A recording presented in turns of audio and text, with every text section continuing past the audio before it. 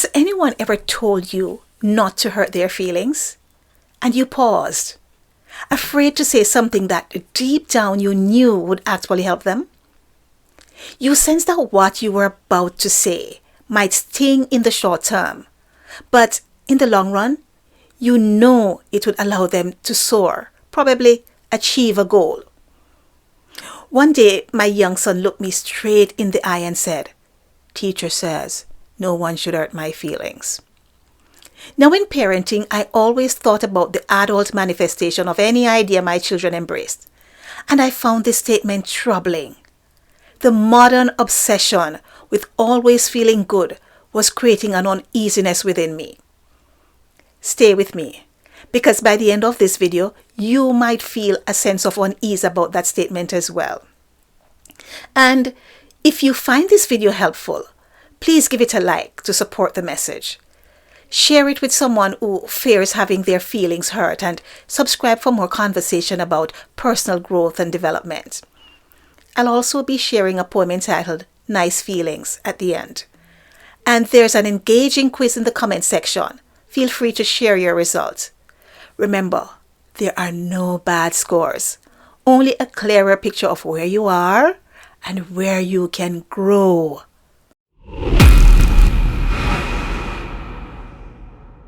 Hi everyone, welcome back to the Other Dimension podcast.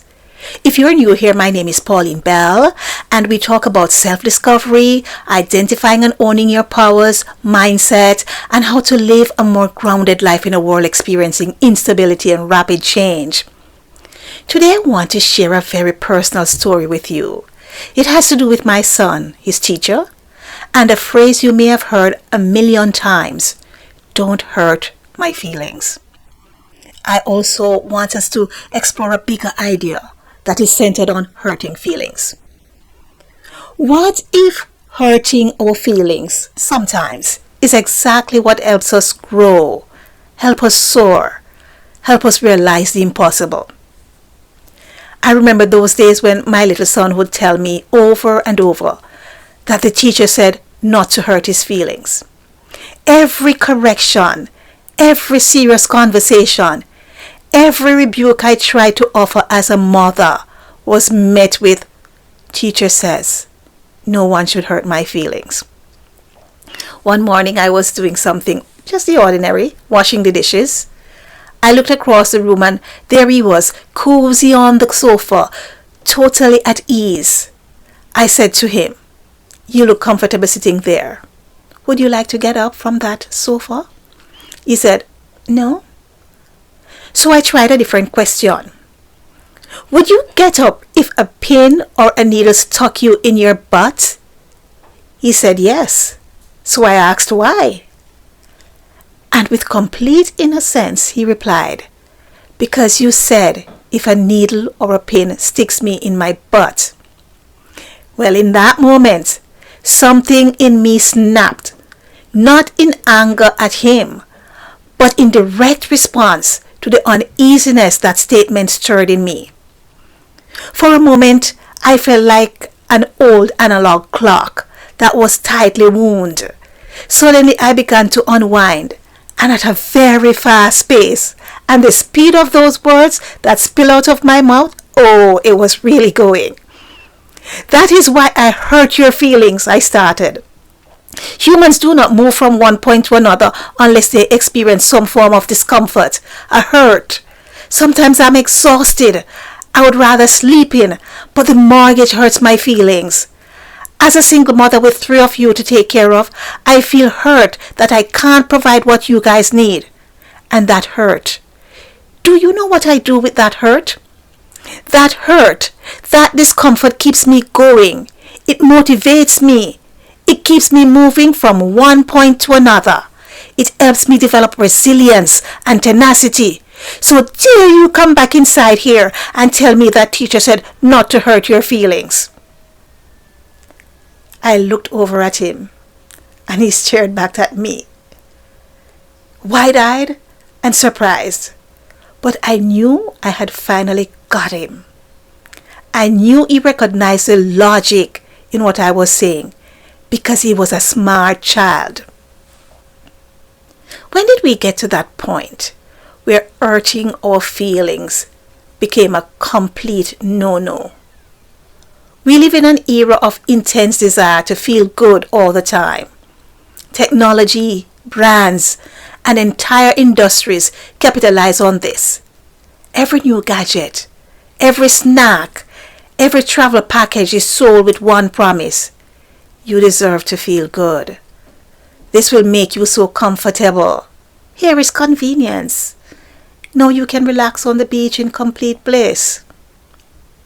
But here's the paradox. This modern day obsession with avoiding hurt feelings is making us more fragile, not stronger. We are losing the ability to build our mental muscles. We are struggling to negotiate everyday stressors because we've started to treat any form of emotional discomfort as dangerous. This modern day obsession with avoiding hurt feelings is hindering us from developing and exercising many of our innate powers. We have innate capacities for consistency, resilience, predictability, trend recognition, and critical thinking. Which of these abilities can we develop without feeling some form of hurt? Can we develop consistency without feeling discomfort? What about resilience and predictability? Can we develop resilience and predictability without some form of discomfort? We have to train ourselves to think critically, and this is hard work. Can we do it without feeling discomfort? Developing these abilities require embracing hurt, discomfort, sadness, anger, and anxiety. They are all forms of hurt. When we constantly run from these feelings, we train our brain to see them as threats. So now, any discomfort feels like danger. And that's where so many of us get stuck. That's what's hindering our growth. It hinders our innovation and the realization of our goals. The modern obsession with avoiding hurt feelings make us avoid certain conversations, opportunities, and risks. It slowly shrinks our world. We avoid risk because it might lead to disappointment, and of course, disappointment is a hurt. We avoid relationship because they might end up in heartbreak, and heartbreak is a hurt feeling. We avoid applying for jobs out of fear of rejection. Why? Rejection is a hurt feeling. But on the other side of those very risky ventures might be the career you were meant to have, the relationship you've always dreamed of, the version of yourself you've always wanted to become. The modern obsession with avoiding hurt feelings has left many of us thin-skinned. When people around you realize you are thin-skinned, that your feelings are so fragile that any criticism could break you, they start withholding the very feedback that could change your life. They hold back salient, honest criticism that might make you a better partner, make you a better leader, make you better at your craft. Yes, we all agree.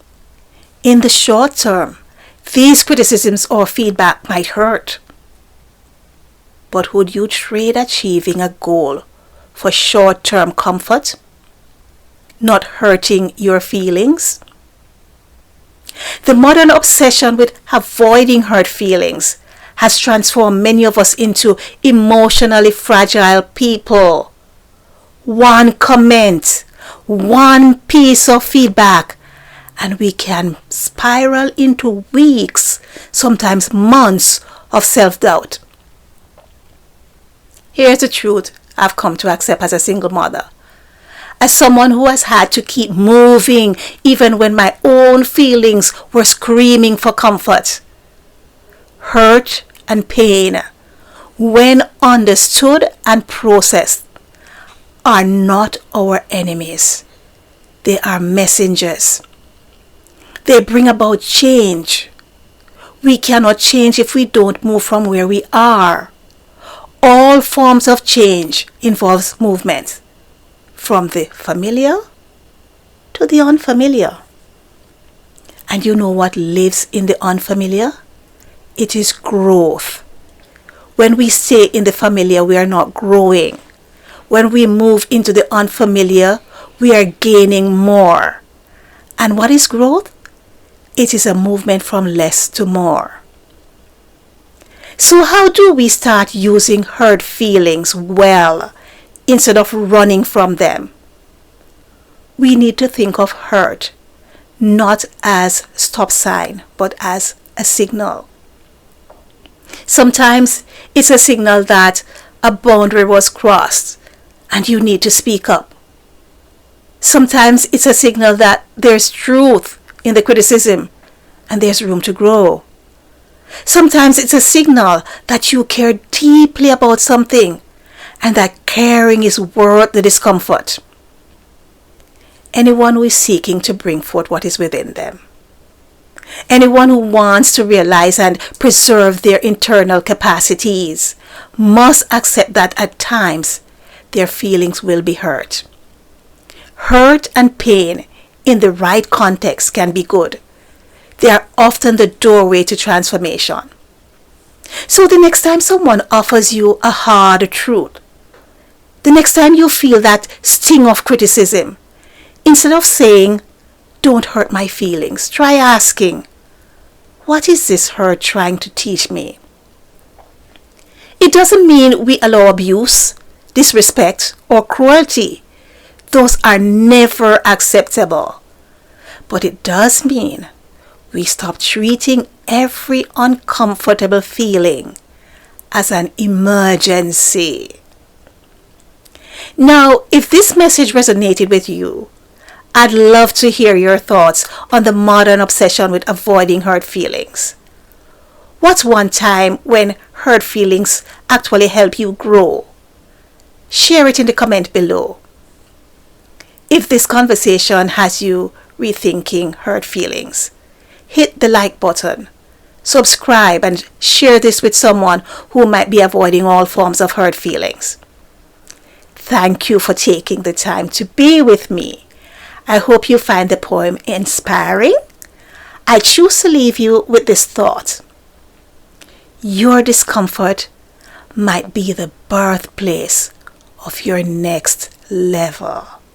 Thank you.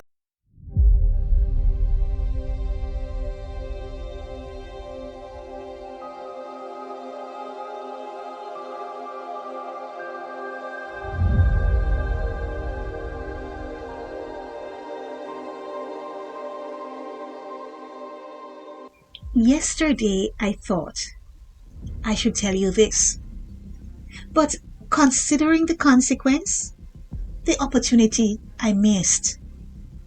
I fumbled and stumbled as I tried to speak. I kept telling myself that the truth, the fact, was not neat. Yesterday I really thought of telling you this. The end result? You would experience bliss. But there was one hurdle I could not overcome. Would I be hurting your feeling in the short run? So very often I said to myself, if I hurt your feeling, it would cost me hell. You would look at me and say I am not nice, and I'm not prepared to pay that great price.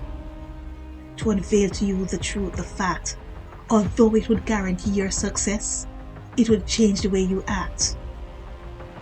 Believe me, I did think I should tell you this, but to value fact or feeling, it was very hard for me to pick.